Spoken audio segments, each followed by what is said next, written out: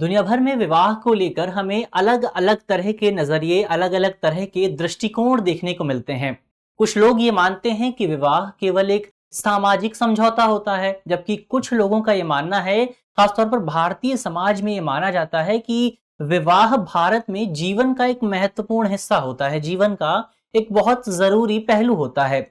लेकिन भारतीय समाज में, खासतौर पर भारत में, कई तरह की विविधताएं मौजूद हैं, अलग अलग धर्म मौजूद हैं, अलग अलग जातियां मौजूद हैं, और ये विविधताएं आगे चलकर विवाह के सामने बड़ी चुनौतियां पैदा करती हैं। और इन्हीं चुनौतियों को ध्यान में रखते हुए भारत में साल 1954 में विशेष विवाह अधिनियम को पारित किया गया था। ये पूरा विषय हाल ही में चर्चा में इसलिए आ गया है कि बीते दिनों दो बहुत फेमस लोगों ने इस पूरे अधिनियम के तहत विवाह किया, जिसकी वजह से लोगों को इस पूरे अधिनियम में बहुत ज्यादा दिलचस्पी हो गई है। तो हमारे लिए भी ये पूरा विषय बहुत ज्यादा जरूरी हो जाता है। आज इस वीडियो में हम इसी विषय से जुड़े तमाम पहलुओं को जानने की कोशिश करेंगे। तो चलिए इस वीडियो की शुरुआत करते हैं और सबसे पहले वीडियो की रूपरेखा को समझ लेते हैं। तो वीडियो में सबसे पहले हमने न्यूज यानी खबर की बात की। खबर को जानने के बाद हम विशेष विवाह अधिनियम का एक परिचय जानेंगे और इस पूरे अधिनियम के तहत किस तरह के प्रावधान किए गए हैं, उन प्रावधानों पर भी बात करेंगे। इसके अलावा इस पूरे अधिनियम में समस्याएं क्या मौजूद हैं, समस्याओं को देखेंगे, और साथ ही अधिनियम में किस तरह का सुधार किया जा सकता है, यानी आगे की राह क्या हो सकती है, और अंत में एक प्रश्न पर भी चर्चा करेंगे। इसके अलावा ये जो पूरा विषय है वो सामान्य अध्ययन प्रश्न पत्र 1 और 2 से संबंधित है, और आप इसे मुख्य तौर पर भारतीय समाज और धर्मनिरपेक्षता यानी सेक्युलरिज्म जैसे खंडों से जोड़कर देख सकते हैं। चलिए वीडियो की शुरुआत करते हैं और सबसे पहले विशेष विवाह अधिनियम का एक परिचय जान लेते हैं। तो भारत में जो भी तमाम व्यक्तिगत धार्मिक विषय होते हैं, जो भी पर्सनल मैटर्स होते हैं, खासतौर पर जो पर्सनल रिलीजियस मैटर्स होते हैं, जैसे कि विवाह का विषय, तलाक का विषय, गोद लेने का विषय, इनहेरिटेंस का विषय, ये जो तमाम विषय मौजूद हैं भारत में, इन तमाम विषयों को भारत में धार्मिक कानूनों के जरिए नियंत्रित किया जाता है, गवर्न किया जाता है। खासतौर पर वो धार्मिक कानून जो कि संहिताबद्ध हैं, कोडिफाइड हैं, जिन्हें लिखा गया है, किताबों में दर्ज किया गया है। कौन कौन से हैं ऐसे कानून? तो जैसे एक कानून है मुस्लिम विवाह अधिनियम 1954, दूसरा कानून है हिंदू विवाह अधिनियम 1955। तो ये दो कानून है, दो प्रमुख कानून हैं जो भारत में हिंदू और मुस्लिम विवाहों को लेकर, तलाकों को लेकर, इस तरह के जो तमाम अन्य पर्सनल मैटर्स हैं, इनको गवर्न करते हैं। लेकिन इन दोनों कानूनों की सबसे बड़ी कमी, सबसे बड़ी समस्या ये है कि ये दोनों ही कानून अंतर धार्मिक विवाह की अनुमति नहीं देते हैं, इंटर रिलीजियन मैरिज की अनुमति नहीं देते हैं। और इन दोनों कानूनों में ये प्रावधान किया गया है कि अगर आपको अंतर धार्मिक विवाह करना है तो दोनों में से किसी एक व्यक्ति को, जो भी दो लोग शादी कर रहे हैं, उन दोनों में से किसी एक व्यक्ति को अपना धर्म बदलने की जरूरत होगी। तो ये जो पूरी समस्या है, ये इन दोनों कानूनों की सबसे बड़ी समस्या है। और इसी समस्या को ध्यान में रखते हुए 9 अक्टूबर 1954 को भारत सरकार द्वारा विशेष विवाह अधिनियम को पारित किया गया था, स्पेशल मैरिज एक्ट को पारित किया गया था। इस पूरे एक्ट की सबसे बड़ी बात और सबसे विशेष बात यह है कि इस पूरे कानून के माध्यम से, इस पूरे अधिनियम के माध्यम से कोई भी दो लोग अपनी धार्मिक पहचान छोड़े बिना, अपनी जो रिलीजियस आइडेंटिटी है, अपना जो धर्म है, उस धर्म को छोड़े बिना विवाह कर सकते हैं। क्योंकि इस पूरे कानून के तहत विवाह की जो अनुमति मिलती है, वो अनुमति धर्म से नहीं मिलती, बल्कि वो अनुमति राज्य द्वारा कानून के जरिए दी जाती है। और इसी अनुमति के जरिए जो तमाम लोग शादी कर रहे हैं इस पूरे कानून के तहत, उन्हें तमाम तरह की सुविधाएं, तमाम तरह की सुरक्षा प्रदान की जाती है। तो ये तो कानून के परिचय की बात हुई। अब आगे बढ़ते हैं, परिचय के बाद इस कानून के प्रावधानों को समझने की कोशिश करते हैं। तो प्रावधान की बात करें, ये कानून कब और कहां लागू होता है? तो ये कानून जो है वो मुख्य तौर पर भारत के सभी क्षेत्रों में लागू होता है और सभी धर्मों में लागू होता है। ये कानून भारत में हिंदू लोगों पर लागू होता है, मुस्लिम लोगों पर लागू होता है, सिख, ईसाई, जैन और बौद्ध धर्म से जुड़े इस तरह के जो तमाम धर्म हो सकते हैं, जिनका आप नाम जानते हैं, उन सभी धर्मों पर यह कानून लागू होता है। तो इसी वजह से इस कानून को भारत में बहुत विशेष माना जाता है। इसके अलावा इस पूरे कानून के तहत शादी के बाद, विवाह के पंजीकरण का प्रावधान किया गया है, रजिस्ट्रेशन का प्रावधान किया गया है। और जो लोग इस पूरे विवाह के तहत, इस पूरे कानून के तहत अपने विवाह का पंजीकरण कराते हैं, उन लोगों को मुख्य तौर पर कानूनी लाभ दिए जाते हैं और सरकार उन्हें कानूनी सुरक्षा भी प्रदान करती है। उन्हें सुरक्षा दी जाती है, सेफ्टी दी जाती है। इसके अलावा ये जो पूरा कानून है, ये कानून भारत में बहुविवाह पर भी प्रतिबंध लगाता है। यानी कोई भी व्यक्ति एक से ज्यादा शादी नहीं कर सकता इस पूरे कानून के तहत। और यहाँ ये भी प्रावधान किया गया है कि अगर कोई व्यक्ति धोखे से किसी व्यक्ति को धोखा देकर इस तरह की शादी कर लेता है, यानी उसका कोई जीवित पार्टनर मौजूद है, उसका कोई जीवित साथी मौजूद है और इसके बाद भी वो व्यक्ति किसी दूसरे व्यक्ति को धोखे में रखकर इस तरह की शादी कर लेता है, तो जो दूसरी शादी होगी उस दूसरी शादी को अमान्य माना जाएगा, इलीगल माना जाएगा। तो ये तो प्रावधानों की बात हुई। इसके अलावा आयु की बात करें, उम्र की बात करें, तो इस कानून में पुरुषों के लिए विवाह की जो आयु दी गई है वो मुख्य तौर पर 21 वर्ष है। इसके अलावा महिलाओं के लिए जो विवाह की आयु दी गई है वो मुख्य तौर पर 18 वर्ष है। यहाँ सबसे विशेष बात यह है कि पिछले कई वर्षों से ये जो 18 वर्ष की जो आयु है, जो आयु एज लिमिट है, इस लिमिट को लेकर कई तरह के विवाद खड़े हो रहे हैं। क्योंकि कई महिला कार्यकर्ताओं का, जो विमेन एक्टिविस्ट हैं, उनका कहना है कि ये जो 18 वर्ष की आयु है, इसकी वजह से अक्सर महिलाओं के साथ भेदभाव होता है और इस 18 वर्ष की आयु को पुरुषों के समान बढ़ाकर 21 वर्ष कर दिया जाना चाहिए। इसके अलावा क्या प्रावधान है? इसके अलावा इस पूरे अधिनियम की धारा 5 में कहा गया है कि जो पार्टियां शादी कर रही हैं, यानी जो दो पक्ष शादी कर रहे हैं, जो दो लोग शादी कर रहे हैं, उन लोगों को अपने संबंधित जिला विवाह अधिकारी यानी डिस्ट्रिक्ट मैरिज ऑफिसर को एक लिखित नोटिस देना होता है।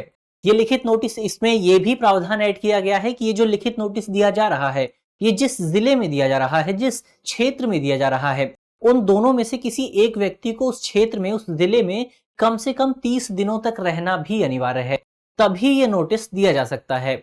इसके अलावा इस पूरे अधिनियम की धारा 6 में यह प्रावधान किया गया है कि जो नोटिस जिला अधिकारी को प्राप्त होगा, उस नोटिस को वो जिला अधिकारी अपने क्षेत्र में प्रकाशित करेगा, पब्लिश करेगा। इसके अलावा धारा 7 ये प्रावधान करती है, जो कि हमेशा से ही इस पूरे अधिनियम का सबसे विवादित प्रावधान है, सबसे डिस्प्यूटेड प्रावधान है। धारा 7 ये प्रावधान करती है कि जो नोटिस प्रकाशित हो रहा है, तो अगर किसी व्यक्ति को उस नोटिस से या उस शादी से कोई विवाद है, कोई डिस्प्यूट है या फिर कोई आपत्ति है, तो वो व्यक्ति कम से कम 30 दिनों के भीतर अपनी आपत्ति को जाहिर कर सकता है जिला अधिकारी के सामने। और जिला अधिकारी तब तक उस शादी को अपनी मंजूरी नहीं देगा, कानूनी सुरक्षा नहीं दी जाएगी, जब तक वो जिला अधिकारी इस आपत्ति पर जांच नहीं कर लेता। तो जाहिर तौर पर ये जो पूरा कानून है, जो पूरा विवाद है, जो पूरा प्रावधान है, काफी ज्यादा विवादास्पद माना जाता है। तो ये तो प्रावधानों की बात हुई। अब आगे बढ़ते हैं और इस पूरे कानून में समस्याएं क्या मौजूद हैं, क्या क्या चीजें खराब हैं कानून की, उन खराब प्रावधानों पर बात करते हैं। तो हमने पहले भी बात की, इससे पहले वाली स्लाइड में हमने बात की थी कि जो धारा 7 है, इस पूरी धारा 7 को लेकर हमेशा से ही भारत में बहुत ज्यादा विवाद होता रहा है। विवाद मुख्य तौर पर विवाह पर आपत्ति का जो प्रावधान है, इस प्रावधान को लेकर हमेशा से ही विवाद होता रहा है, क्योंकि कई जानकारों का मानना है कि ये जो विवाह पर आपत्ति का प्रावधान है, इसकी वजह से, क्योंकि नोटिस देना पड़ता है तो लोगों को इसके बारे में पता चल जाता है, तो ऐसे में इसकी वजह से कोई भी व्यक्ति दो मेजर लोगों की, दो जो वयस्क लोग हैं, उन लोगों की शादी को रुकवाने की कोशिश कर सकता है। इसके अलावा इस पूरे नोटिस की वजह से कोई भी व्यक्ति जोड़ों को, जो दो लोग हैं, जो दो शादी कर रहे हैं, उन लोगों को परेशान करने की, उनको चोट पहुंचाने की, उनको नुकसान पहुंचाने की कोशिश भी की जा सकती है, जिसको ऑनर किलिंग के तौर पर देखा जाता है। तो जाहिर तौर पर ये इसमें एक बड़ी समस्या थी और इसी समस्या को देखते हुए जनवरी 2021 में इलाहाबाद हाईकोर्ट ने अपने एक डिसीजन में स्पष्ट कर दिया था कि ये जो नोटिस प्रकाशित करने का प्रावधान है, ये प्रावधान पूरी तरह से वैकल्पिक है। यानी यदि कोई व्यक्ति चाहे तो इस प्रावधान का चयन कर सकता है, नोटिस का प्रकाशन किया जा सकता है, और यदि कोई व्यक्ति चाहे तो इस नोटिस के प्रकाशन के लिए इनकार भी कर सकता है। तो जाहिर तौर पर यह एक बड़ा डिसीजन माना गया था। इसके अलावा ये जो विवाह पर आपत्ति का प्रावधान है, जो नोटिस का प्रावधान है, इस पूरे प्रावधान की वजह से उन दो लोगों की निजता के अधिकार का भी उल्लंघन होता है, क्योंकि ये जो नोटिस होता है, इस नोटिस पर उन दोनों लोगों से जुड़ी बहुत सारी व्यक्तिगत जानकारियां मौजूद होती हैं, बहुत पर्सनल चीजें मौजूद होती हैं। तो ऐसे में जब नोटिस को प्रकाशित किया जाता है तो लोगों तक, पब्लिक तक वो सारी चीजें पहुंच जाती हैं, जिनकी वजह से उनका जो प्राइवेसी का अधिकार है उसका हनन होता है। तो ये तो एक पहलू हुआ इसका। इसके अलावा यहाँ पर सबसे विशेष बात यह है कि इस पूरे कानून के जरिए भारत में जो अंतरधार्मिक विवाह है, उस अंतरधार्मिक विवाह के केवल कानूनी पहलू को संबोधित करने की कोशिश की गई है। लेकिन भारत में अंतरधार्मिक विवाह केवल एक कानूनी विषय नहीं है, बल्कि ये एक सामाजिक विषय भी है, क्योंकि जो लोग अंतरधार्मिक विवाह करते हैं उन लोगों को हमेशा समाज में सामाजिक कलंक के तौर पर देखा जाता है, स्टिग्मा के तौर पर देखा जाता है, टैबू के तौर पर देखा जाता है।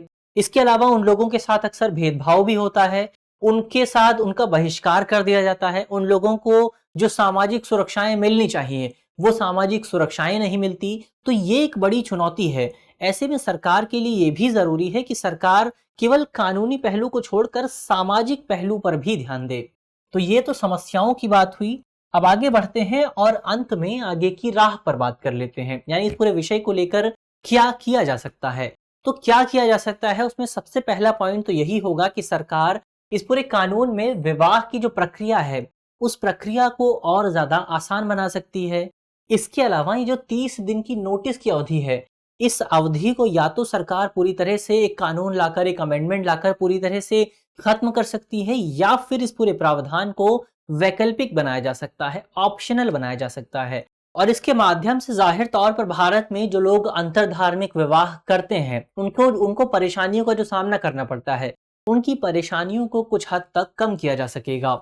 इसके अलावा सरकार इस संबंध में जागरूकता भी बढ़ा सकती है, क्योंकि भारत में खासतौर पर ग्रामीण क्षेत्रों में कई लोग ऐसे हैं जिन्हें ये पता ही नहीं होता कि उनके पास ये इस तरह का कोई प्रावधान मौजूद है, कि भारत में इस तरह का कोई कानून मौजूद है जिस कानून के जरिए वो अंतरधार्मिक विवाह कर सकते हैं, वो अंतरधार्मिक विवाह का विकल्प चुन सकते हैं। तो ऐसे में लोगों को इन कानूनों के बारे में जागरूक करना भी बहुत ज्यादा जरूरी हो जाता है, ताकि जो लोग मेजर लोग हैं, जो वयस्क लोग हैं, वो अपने अधिकारों का सही ढंग से उपयोग कर सकें। इसके अलावा यहाँ पर यह भी जरूरी हो जाता है कि इस कानून को केवल एक अल्पकालिक उपाय के तौर पर देखा जाए, केवल एक शॉर्ट टर्म मेजर के तौर पर देखा जाए, और एक बेहतर विकल्प ये होगा, एक बेहतर उपाय ये होगा, एक दीर्घकालिक उपाय ये होगा कि सरकार भारत में अंतरधार्मिक विवाह के विषय में जो टैबू मौजूद है, इसके विषय में जो हमारे सामने जिसे एक कलंक के तौर पर देखा जाता है, उस पूरे टैबू को समाप्त किए जाने की जरूरत है और लोगों को अंतरधार्मिक विवाह के बारे में जागरूक किए जाने की जरूरत है। तो ये तो बात हुई आगे की राह की। जाहिर तौर पर ये जो पूरा विषय है वो बहुत ज्यादा इंपॉर्टेंट हो जाता है। तो चलिए आगे बढ़ते हैं। अब अंत में एक सवाल की बात कर लेते हैं। सवाल जो है वो मेंस का है। तो आज का हमारा सवाल है कि एक रूढ़िवादी समाज में नैतिक पुलिसिंग के साथ अंतरजातीय विवाह को रोकने के लिए बना कोई भी कानून पुरुषों और महिलाओं के अधिकारों पर पूरी तरह से हमला है। विशेष विवाह अधिनियम 1954 के संदर्भ में कथन पर चर्चा कीजिए। यानी इसमें आपको बताना है कि किस तरह से जो अलग अलग राज्यों द्वारा अंतरजातीय विवाह को रोकने के लिए जो तमाम कानून लाए गए हैं, वो कानून किस तरह से पुरुषों और महिलाओं के अधिकारों का हनन करते हैं, और किस तरह से भारत में ये जो 1954 का कानून है, जो विशेष विवाह अधिनियम है, इसको किस तरह से और ज्यादा मजबूत किया जाना चाहिए, इसमें और प्रावधानों को ऐड किए जाने की जरूरत है। इसके अलावा आप कमेंट बॉक्स में बता सकते हैं कि किस राज्य के हाई कोर्ट द्वारा इस पूरे अधिनियम की धारा 6 को वैकल्पिक बना दिया गया था, यानी नोटिस दिए जाने का जो प्रावधान है उस प्रावधान को वैकल्पिक बना दिया गया था। मुझे उम्मीद है कि इस वीडियो के जरिए जिन बिंदुओं पर चर्चा की गई है वो बिंदु आपको समझ में आएंगे, और अगर आपके प्रश्न पत्र में इनसे जुड़ा कोई भी सवाल आता है तो आप उन्हें आसानी से हल कर सकेंगे। इस तरह की अन्य वीडियो देखने के लिए आप हमारे चैनल को भी सब्सक्राइब कर सकते हैं। धन्यवाद।